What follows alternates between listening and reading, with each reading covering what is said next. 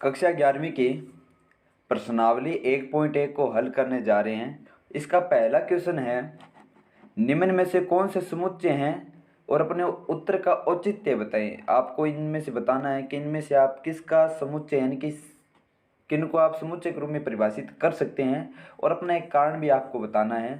तो पहला है जय अक्षर से प्रारंभ होने वाले वर्ष के सभी महीनों का संग्रह। तो आप जय अक्षर से प्रारंभ होने वाले सभी महीनों का एक समूह बना सकते हैं, समुच्चय बना सकते हैं, जैसे जनवरी, जून, जुलाई, और उस समुच्चय में ये तीनों महीने शामिल होंगे। तो हाँ, ये समुच्चय परिभाषित है। नेक्स्ट चलते हैं, भारत के 10 सबसे अधिक प्रतिभाशाली लेखकों का संग्रह। बहुत से ऐसे भारत के अंदर लेखक हैं जो प्रतिभाशाली है, तो आप उनको एक समुच्चय के रूप में तो परिभाषित नहीं कर सकते क्योंकि बहुत ज़्यादा हो जाएंगे। नेक्स्ट चलते हैं कि विश्व के सर्वश्रेष्ठ 11 बल्लेबाजों का संग्रह। तो वो विश्व में बहुत से ऐसे बल्लेबाज हैं जो सर्वश्रेष्ठ है, तो आप इनका भी एक संग्रह नहीं बना सकते क्योंकि ये बहुत ज़्यादा हो जाएंगे। तो ये अपरिभाषित रहेगा समुच्चय। और 10 से सबसे अधिक प्रतिभाशाली लेखकों का ये भी अपरिभाषित रहेगा। उसके बाद है आपकी कक्षा के सभी बालकों का संग्रह। तो हाँ, आप इसका एक समुच्चय बना सकते हो। जैसे सामान्यतः कक्षाओं में भी ऐसा ही होता है कि 8th क्लास की कक्षाएं अलग, 9th क्लास की कक्षा अलग, और उनका अगर आप संघ बनाए तो आप उन संघ में मौजूद बच्चों को देख कर ये बता सकते हैं कि ये 8th क्लास से है, ये 7th क्लास से है, ये 9th क्लास से है। तो हाँ, आप अपनी कक्षा के जितने भी बच्चे हैं, बालक हैं, उनका एक समुच्चय बना सकते हैं। तो ये समुच्चय भी परिभाषित होगा आपका। नेक्स्ट है कि 100 से कम सभी प्राकृत संख्याओं का संग्रह। 100 से कम होना चाहिए और प्राकृत संख्या होनी चाहिए। प्राकृत संख्या प्रारंभ होती है 1 से और अनंत तक चलती है। तो 100 से कम यानी कि आप स्टार्ट कर दें 1 से लिखना, 1 2 3 4 5, और 100 से कम यानी कि 100 से कम ही रखना, 100 तक भी लेके नहीं जाना है, तो 99 तक आ जाएगा। ठीक है। नेक्स्ट है लेखक प्रेमचंद द्वारा लिखित उपन्यासों का संग्रह। तो हाँ, इसका आप समुच्चय बना सकते हो। सामान्यतः आप एक ऐसा समुच्चय बनाए जिनमें आप उन्हीं उपन्यासों को लिखे जिनको प्रेमचंद ने लिखा है। ठीक है, तो आप उनको एक परिभाषित कर सकते हो समुच्चय के रूप में। नेक्स्ट है कि सभी सम पूर्णांकों का संग्रह। सभी सम पूर्णांकों का संग्रह, तो हाँ, आप इसको भी डिस्क्राइब यानी कि इसको भी परिभाषित कर सकते हो। सम संख्या जो मतलब 2 4 6 इस प्रकार इन संख्याओं का समुच्चय बनाते जाएं अनंत तक। ठीक है, तो आप इसको भी एक समुच्चय बना सकते हो। और पूर्णांक हैं तो माइनस वाली संख्याएं भी चलेंगी, तो 0 से स्टार्ट कर दें, 0 2 4 6, और माइनस में भी -2 -4 -6, इस प्रकार से अनंत तक चलता जाएगा। ठीक है। नेक्स्ट है कि इस अध्याय में आने वाले प्रश्नों का संग्रह। हाँ, तो आप इस अध्याय में जितने भी प्रश्न हैं उनका एक समुच्चय बना सकते हैं। और जब आप उसका एक समुच्चय बनाएं और समुच्चय के अंदर जो प्रश्न आप देखोगे तो आपको उन समुच्चय के अंदर रखे हुए प्रश्नों को देखकर पता चल जाएगा कि ये कौन से प्रश्नावली का है। तो हाँ, इसे भी आप परिभाषित कर सकते हैं। विश्व के सबसे अधिक खतरनाक जानवरों का संग्रह। तो इसका आप समुच्चय नहीं बना सकते, यानी कि इसका समुच्चय आप परिभाषित नहीं कर सकते क्योंकि विश्व में ऐसे बहुत से अनगिनत जानवर हैं जो कि खतरनाक होते हैं, तो उनको आप एक समुच्चय के रूप में तो परिभाषित नहीं कर सकते। ठीक है, तो इसमें जो जिनमें को आप समुच्चय के रूप में परिभाषित कर सकते हो, पहला, चौथा, पाँचवा और छठा भी कर सकते हो, सातवां और आठवां। 9वें को आप परिभाषित नहीं कर सकते, तो इनके आगे आप टिक लगा देना। कारण मैंने बता दिए कि क्यों नहीं कर सकते, और कर सकते हैं तो क्यों कर सकते हैं। नेक्स्ट चलते हैं कि मान लीजिए ए बराबर आपके पास एक समुच्चय है 1 से 6 तक की गिनती का।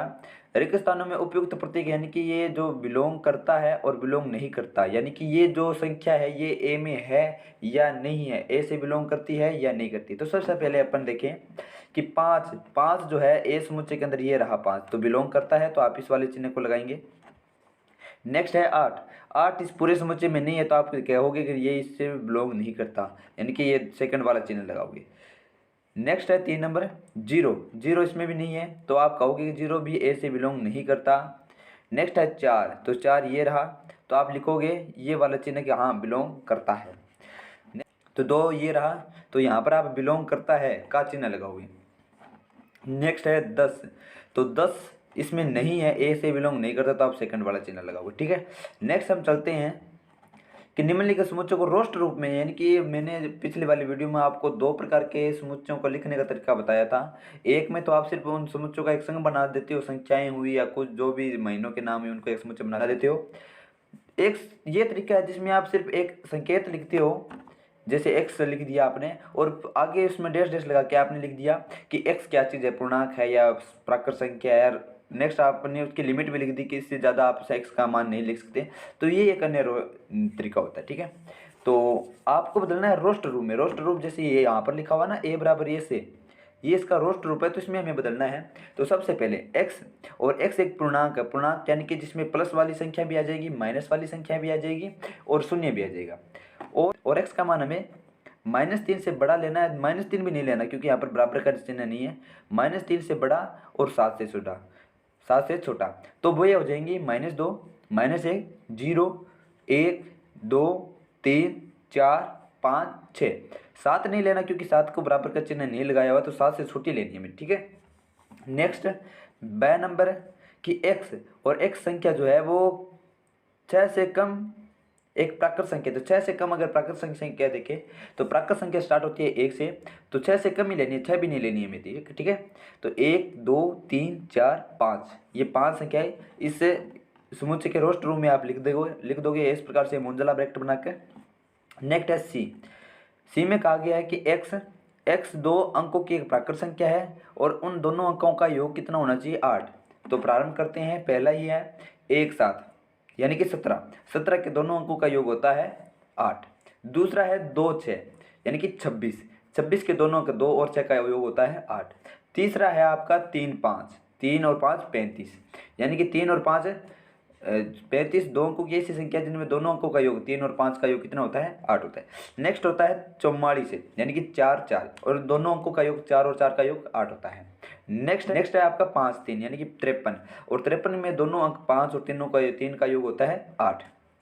नेक्स्ट आपका 6 2 62 यानी कि 62 और 62 में दोनों अंक 6 और 2 का योग होता है 8। नेक्स्ट है आपका 7 1 यानी कि 71 और 71 में जो दोनों अंक होते हैं 7 और 1 दोनों का अंकों का योग कितना होता है, 8 होता है, ठीक है। नेक्स्ट चलते हैं, हाँ इन संख्याओं का आप एक समुच्चय बना देना। नेक्स्ट है आपका कि डी x एक अभाज्य संख्या है जो 60 की भाज्य है, यानी कि हमें अभाज्य संख्या चुननी है, यानी कि जिसमें स्वयं का भाग जाए और 1 का भाग जाए, इसके अलावा किसी अन्य संख्या का भाग ना जाए, और जो क्या होनी चाहिए 60 की भाज्य। तो आप शुरू से प्रारंभ कर दें। पहली अभाज्य संख्या 2 60 की भाजक है और अभाज्य संख्या भी है।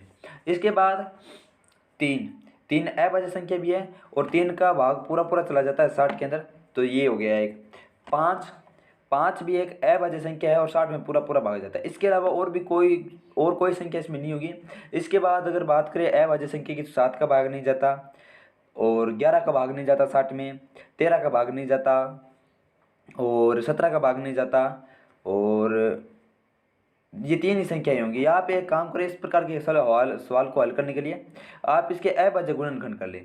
अभाज्य गुणनखंड करने के बाद आप देखिए कि आपने किन किन संख्याओं से इसको भाग किया है पूरा आंसर निकालने तक, तो वह इसके क्या हो जाएंगे, अभाज्य संख्याएं हो जाएंगी, ठीक है। नेक्स्ट है ई नंबर, ट्रिग्नोमेट्री शब्द के सभी अक्षरों का समुच्चय। देखो अगर आपको किसी नाम के सभी अक्षरों का समुच्चय बनाने को कहे तो आपको सभी अक्षरों को सिर्फ एक बार लिखना है वहाँ पर। जैसे अगर आप इन सभी अक्षरों का समुच्चय बनाए तो टी को आपने लिख लिया, तो आप दोबारा अगर टी आता है, जैसे यहाँ पर टी आ गया, तो दोबारा टी को नहीं लिखेंगे। समुच्चय में सिर्फ एक अक्षर को एक ही बार लिखा जाता है, ठीक है। तो T R I G O N, O नहीं लिखोगे दोबारा क्योंकि ओ आ गया। अम लिख देना, ई आ जाएगा। टी मत लिखना क्योंकि टी ऑलरेडी आ चुका है। आर भी मत लिखना क्योंकि आर भी ऑलरेडी आ चुका है। वाई लिख देना, ठीक है। तो इन सभी को दोबारा नहीं लिखना और एक समुच्चय यानी कि मोजुला ब्रैकेट के अंदर इन सभी को लिखना है और आपका आंसर हो जाएगा, ठीक है। नेक्स्ट है आपका बेटर शब्द के सभी अक्षरों का समुच्चय।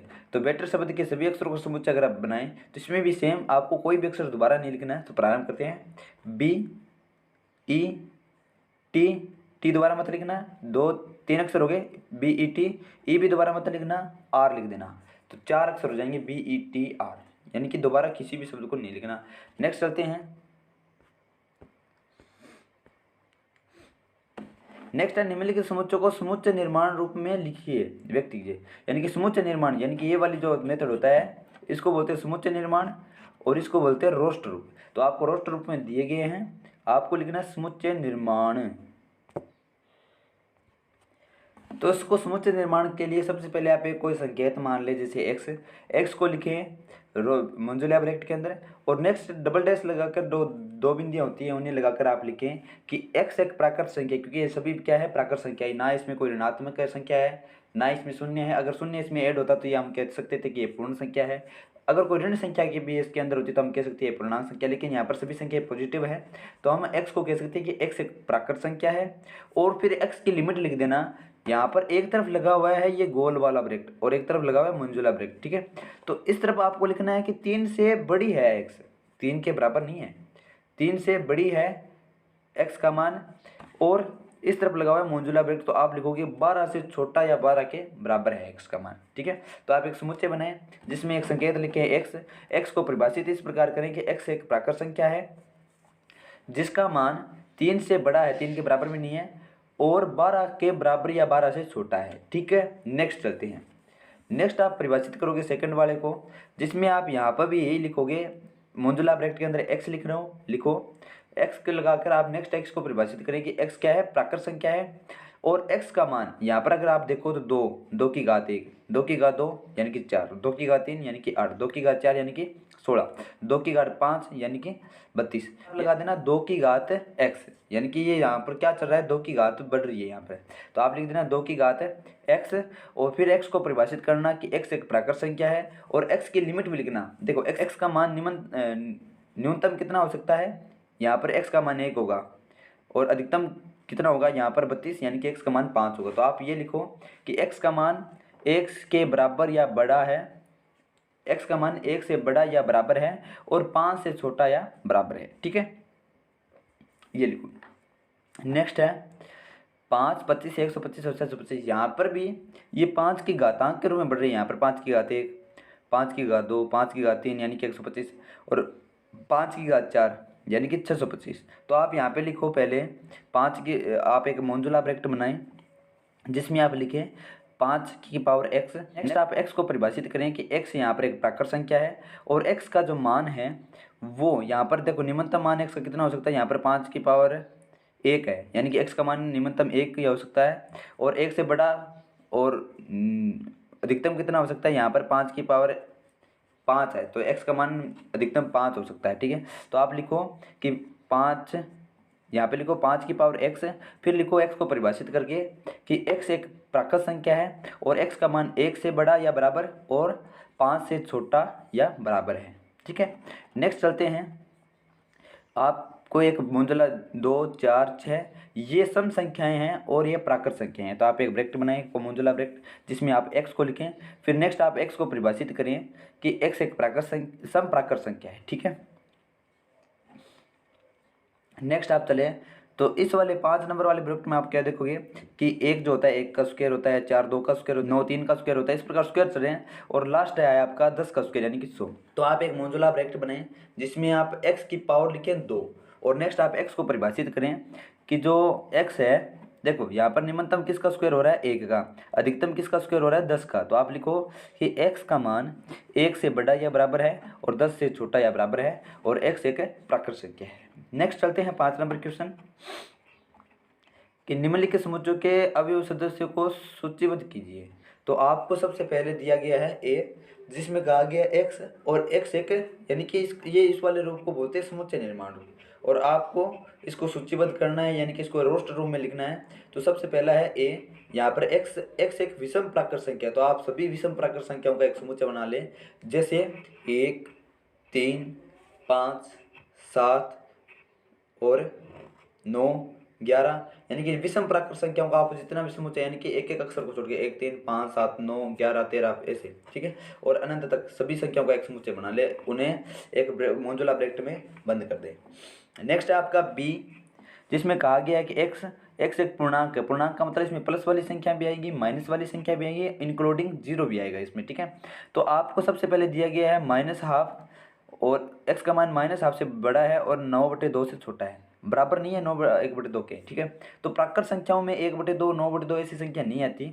तो आप ये देखें कि -12, तो इनको आप लिखें कि जो माइनस में आधा है उससे बड़ी जो पूर्णांक संख्या होगी वो 0 होगी, उससे बड़ी पूर्णांक संख्या 1 होगी, फिर 2 और 9/2 का मान होता है 4.5। तो आपको 4.5 यानी कि 4.5 से छोटी जितनी भी पूर्णांक हैं उनको लेना है। तो आप स्टार्ट कर देना 0, 1, 2, 3, 4, 4 तक आपको लेनी है। तो ये 5 संख्याएँ होगी और 4.5 एक भिन्न है, तो इसको पूर्णांक नहीं है, तो इसको आपको शामिल नहीं करना है, ठीक है। नेक्स्ट चलते हैं सी क्या कहता है कि x और x एक पूर्णांक है, जिसमें इसमें प्लस वाली भी संख्या भी है, माइनस वाली संख्या भी है, और ऐसा पूर्णांक है कि x की अगर स्क्वायर कर दे यानी कि उस पूर्णांक का अगर स्क्वायर कर दे तो उसका मान 4 से अधिक नहीं होना चाहिए, बराबर हो सकता है। तो आप स्टार्ट करते पूर्णांक में माइनस वाली संख्या भी आ जाएंगी, प्लस वाली संख्या भी आएंगी। तो सबसे पहले -2 का स्क्वायर 4 के बराबर होता है, -1 का स्क्वायर 1 से छोटा होता है, 0 का स्क्वायर 0 ही होता है, 1 का स्क्वायर 1 होता है जो कि 4 से छोटा है, और 2 का स्क्वायर जो कि 4 के बराबर होता है। तो आपको इन 5 संख्या को लिखना है -2, -1, 0, 1, 2, और उनको एक मोजुला ब्रैकेट में बंद कर देना है, ठीक है। नेक्स्ट चलते हैं डी, जिसमें कहा गया कि x और x को परिभाषित इस प्रकार से किया गया कि लोयल शब्द का एक अक्षर है। तो आप लोयल शब्द के सभी अक्षरों को लिख दें और किसी का भी दोहरान नहीं करना, दोबारा नहीं लिखना। तो आप लिखें अल को दोबारा नहीं लिखना, अल को दोबारा नहीं लिखना। इन चारों अक्षरों को LOYAL इन चारों अक्षरों को एक मोजुला ब्रैकेट के अंदर लिख दें और आपका रोस्टर रूप उसका तैयार हो गया। नेक्स्ट है ई, और कहा गया है कि x यहाँ पर है, x वर्ष का एक ऐसा महीना है जिसमें 31 दिन हो। तो हम एक मोजुला ब्रैकेट में उन सभी महीनों के नाम लिख लेंगे जिनमें 31 दिन से कम दिन हो। अच्छा, 31 दिन से कम दिन है, तो 31 दिन से जिनमें कम दिन हो उन सभी महीनों का हम नाम लिख लेंगे, जैसे फरवरी, अप्रैल, जून, सितंबर और नवंबर। ये 5 महीने जो होते हैं इनमें 31 दिनों से कम दिन होते हैं, ठीक है। नेक्स्ट अपन चलते हैं f, और यहाँ पर x को इस प्रकार से परिभाषित किया गया है कि x जो है अंग्रेजी वर्णमाला का एक ऐसा व्यंजन है, व्यंजन स्वर नहीं कहा है इसने कहा है व्यंजन। तो हमें जो स्वर होते हैं जैसे ABCD के अंदर ए, ई, आई जो भी हैं उनको शामिल नहीं करना है, हमें व्यंजन को शामिल करना है जो के से पहले आते हैं। तो के से पहले आने वाले सभी व्यंजन होंगे B, C, D, ई नहीं आएगा, ई एक स्वर है, एफ आएगा, जी आएगा, एच आएगा, आई नहीं आएगा, आई भी एक स्वर है, और जे आएगा। तो इन सभी अक्षरों का एक समुच्चय बना दें। नेक्स्ट है आपका 6 नंबर क्वेश्चन, बाईं ओर और दाईं ओर के जो रोस्टर रूप हैं आपस में मिलान करने हैं। पहला है 1, 2, 3 और 6। अच्छा, ये क्या चीज़ें हैं? तो इनका पहले अपन सामने वाले में देखते हैं सिमिलैरिटी किसके अंदर दिखाई दे रही है। तो सबसे पहला है एक अभाज्य संख्या, तो इसमें जो 6 है वो अभाज्य संख्या नहीं, वो भाज्य संख्या है, तो ये तो नहीं होगा। नेक्स्ट है कि x संख्या 10 से कम एक प्राकृतिक विषम संख्या है, तो प्राकृतिक विषम संख्या, लेकिन यहाँ पर तो 2 सम संख्या है, 6 भी एक सम संख्या है, तो ये छोड़ो। नेक्स्ट है कि एक प्राकृत संख्या जो 6 की भाज्यक है, हाँ एक जो है वो 6 की भाज्यक है, 6 में 2 का भी भाग जाता है, 3 का भी 6 में भाग चला जाता है, और 6 का तो भाग 6 में जाएगा ही। तो आप पहले वाले को मिला दें सी से। नेक्स्ट है कि 2 और 3। अच्छा, 2 और 3 आपको पता है कि एक अभाज्य संख्या है और जिसका पूरा भाग चला जाता है 6 में, तो 6 की भाज्यक भी है दोनों। मैथमेटिक्स क्या है? मैथमेटिक्स शब्द का एक अक्षर है, तो आप मैथमेटिक्स को मिला ही दें, कोई इसमें दोहराई नहीं है। नेक्स्ट है आपका 1, 3, 5, 7, 9। तो ये क्या चीज़ें हैं बचा हुआ? ये संख्या 10 से कम विषम प्राकृत संख्या, तो आप देख लो 1, 3, 5, 7, 9 ये सभी क्या विषम है, और प्राकृत संख्या है जो 10 से कम है, यहाँ तक 9 तक के लिए गया है, 10 से कम है, तो आप इसको मिला दो बी से। और इसी के साथ आपकी जो प्रश्नावली है 1.1 वह कंप्लीट होती है। नेक्स्ट क्लास में प्रश्नावली 1.2 का हल लेके आऊँगा मैं, और उससे पहले हो सकता है थोड़ी बहुत आपको उसके बेसिक डिटेल के बारे में भी मैं आपको बता दूँ।